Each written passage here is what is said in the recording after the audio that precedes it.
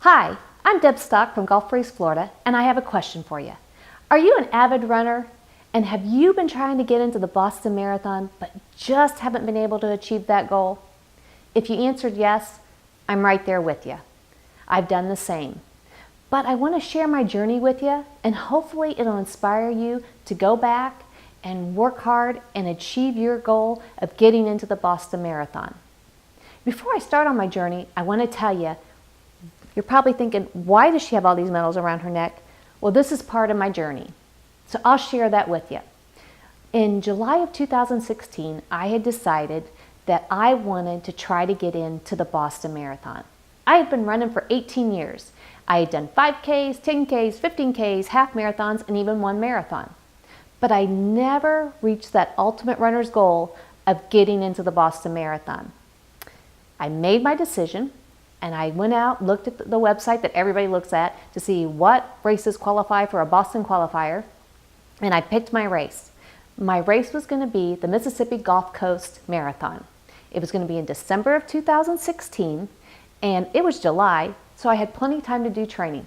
I picked my training plan out and got my cross training in, and I mapped everything out and began my training. My training was going great. Even though it was in the middle of summer here and hot, I still felt good about my training. And I was late until August, and you have to get up early in the morning in Florida to run your long runs because it's just too hot any other time. So I got up early that morning, and I had a group of supporting friends that were running, and I went with them to run, and they were so supportive of me that I thought it would be nice to have somebody to run a long run with. Off we went, we were into our run, but I was running someplace that I wasn't familiar with. But I told myself, it's just so nice to have people with me. I was running along, we had our flashlights, it was dark, and unfortunately I went to talk to somebody, and I took my eyes off the road for a minute, and I hit a parking block, and I fell.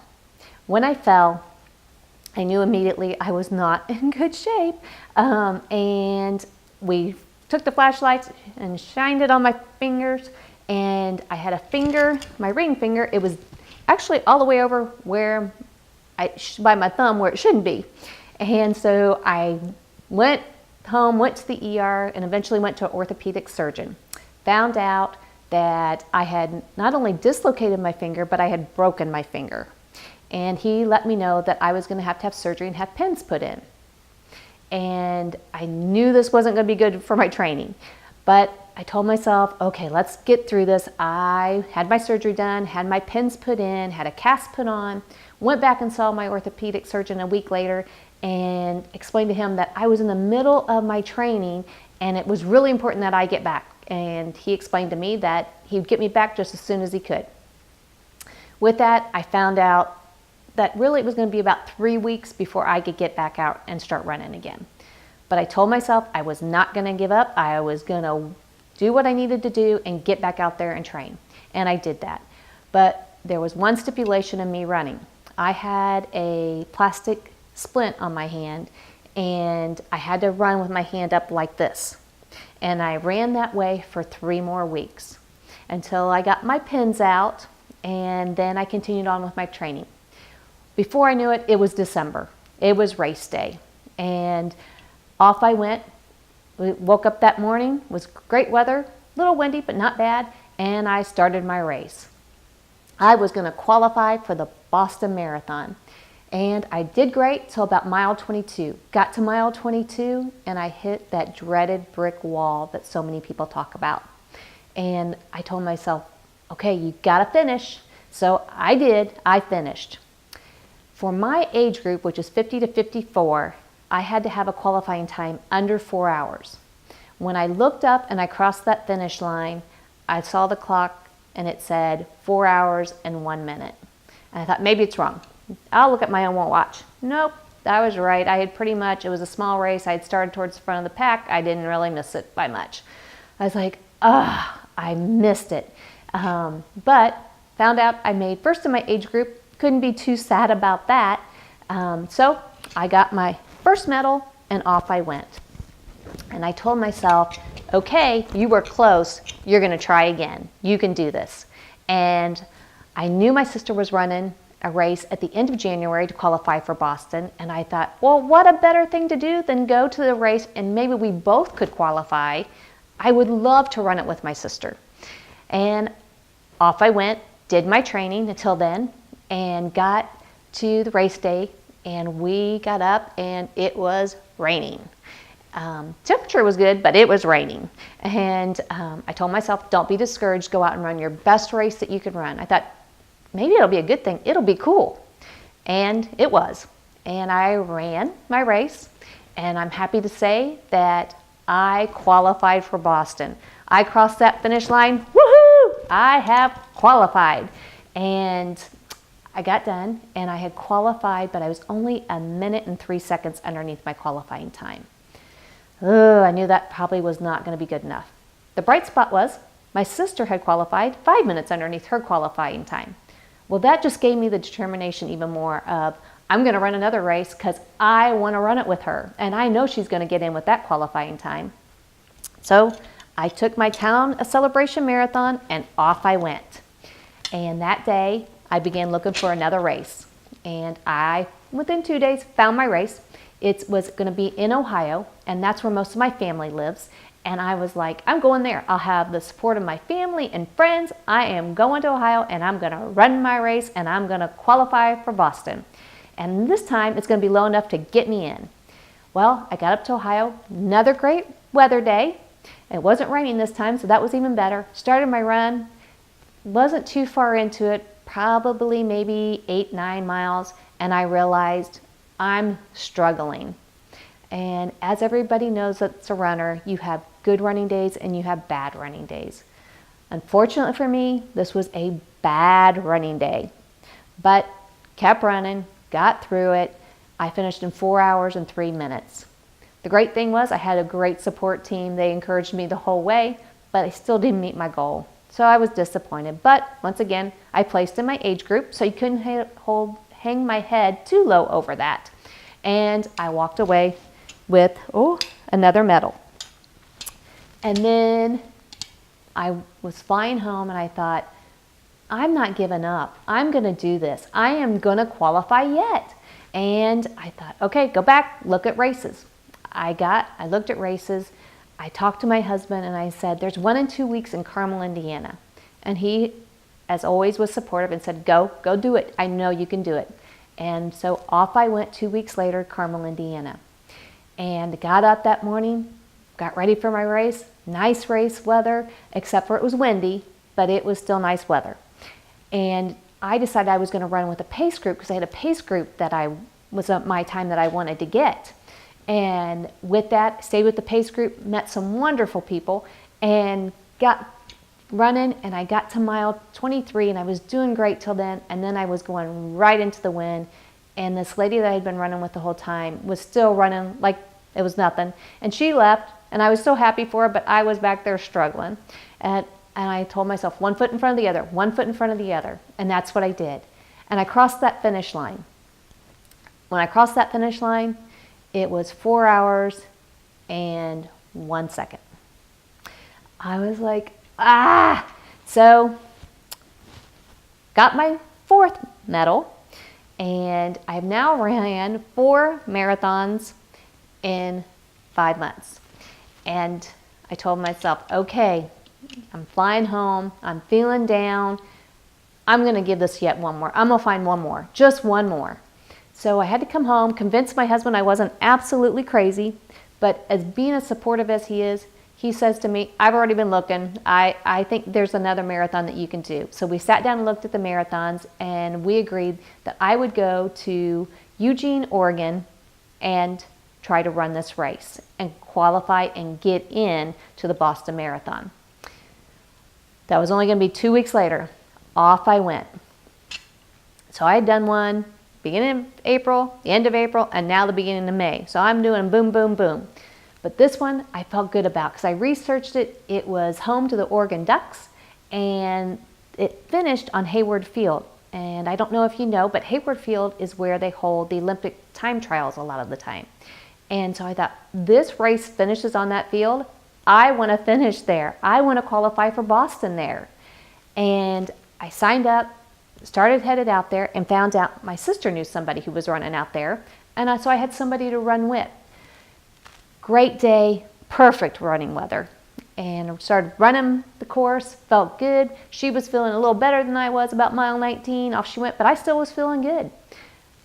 Kept running, about mile 23, 24, I was beginning to feel the fact that I had ran 4 other marathons prior to this in a short period of time, but kept plugging. Got into Hayward Field, and I had a new energy about myself, and I ran to the finish line. Got to the finish line and realized I had qualified again and had a PR, and I finished 1 minute and 18 seconds underneath my qualifying time. I was ecstatic. Yay for me. And off I went, and I was coming home, and I started looking up, well, what have the cutoff times been to get in the Boston Marathon? And realized, ooh, chance I may get in, chance I may not. Probably may not more than may. But I was like, I'm just going to have to wait till September, and that's what I did. I waited till September, and September 11th rolled around, and they opened up registration. Well, because of my qualifying time, I couldn't register until September 18th. So I had to patiently wait, and patience isn't my strong suit all the time. But I did my best, and I got to September 18th and just hoped that they were going to open up registration, that the field wasn't full. And that morning I woke up, sure enough, they had opened registration, the field wasn't full. I submitted my registration. I got my email back saying that they had received my registration, but I had not been accepted. So now I had to wait again to see if I was going to make that cutoff time. Unfortunately, I didn't make it. I found that out a couple days later. Shed a few tears. I was sad. I really wanted to run that. However, I told myself, okay, think about this. You're a teacher. What do you tell your students when they have setbacks? And I thought, I really tell them 5 things when I talk to them about setbacks. 1, I tell them, you got to be committed to your goal. And I thought, check, I'm definitely that. Number 2, I tell them, you have to put in the long hours and the hard work sometimes. I thought, check, I've definitely done that. The 3rd thing I tell them is, sometimes you're going to run into bumps in the road. Well, literally, I ran into a bump in the road, but I also hit other obstacles, so check on that. I've done that. Number 4, I got to tell them that you have to remember that this is not a sprint, it's a marathon. And I thought, well, check, check, check, check, and check. I've done 5 in 6 months. Okay, got that one covered. The last thing I tell them is, I remind them is, don't ever give up. Take each assignment, each class, each semester, one at a time. And before you know it, you're going to be walking across that stage with your diploma in hand. And I thought, you know what? That's what I need to be doing. I need to take my own advice and not give up. A couple days later, I'm out looking for a marathon. I'm now going to try to get into 2019 Boston Marathon. I decided on the Town of Celebration Marathon that I had ran the previous year with my sister, and I thought, I know that course, I felt good about it, I'm going to try that one again and try to get in this time with that race. So I signed up, and then I went out, looked at my training plan, backed my dates up to when I needed to start training, and I started training in September. And I never really stopped running. I just hadn't been training at a marathon level. So I got my training plan ready to go, started my training. I was doing fine. And everything's going well. And I'm still doing my training plan. But I heard about this opportunity that it's the Highland Corporation, who is the official cramp relief sponsor of the Boston Marathon. They were given an opportunity for people who are runners and teachers to have one of their slots and be in the 2018 Boston Marathon. I'm like, oh, that's me. I want one of those slots. And so part of their requirements, you had to go in and apply for it, and that's what this video is for as well, is that they can hear my journey as well as you hear my journey. And I thought, you know what? When I read about it, and I thought, what does this sound like to me, I'm not sure how familiar you are, but the NCAA basketball tournament happens every year. And it's a college basketball tournament where all the college teams try to get in, but only the best of the best get in. And I thought, well, that's how the Boston Marathon is for runners. It's the race everybody wants to get in that's an avid runner, and they only take the best of the best.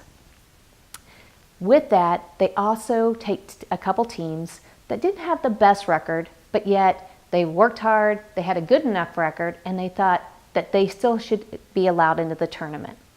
And so they get in, and there's usually one of those that end up being what they call the Cinderella team, where they do well, and sometimes they have even won it. And I thought, that's me. I want to be that Cinderella participant that gets in because I may not have had the best times, but I definitely gave it my best. I worked hard, I'm committed and dedicated to it, and I love the sport of running. So I'm hoping that I'm selected to have one of those coveted slots for the 2018 Boston Marathon, and that you get to see me coming up the next few months to talk about my journey and how it all went, because right now, even though I have all these medals, there's one I don't have, and that's the Boston Marathon. And I'm hoping come April, you'll be able to see me back with that medal around my neck.